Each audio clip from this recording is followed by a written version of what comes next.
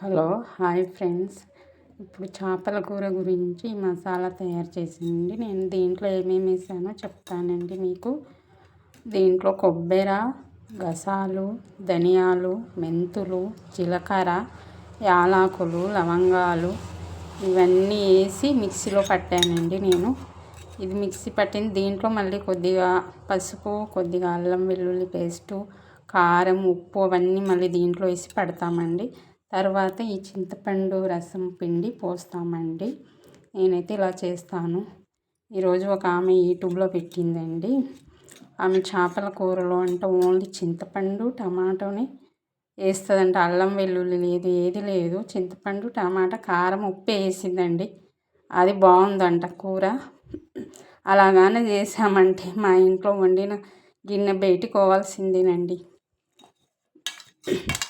మా వారికైతే నేను చేసింది చేపల కూర అంటే చాలా ఇష్టం అండి. చాలా ఇష్టంగా తింటారు ఫ్రెండ్స్ మా వారైతే. Boy friends.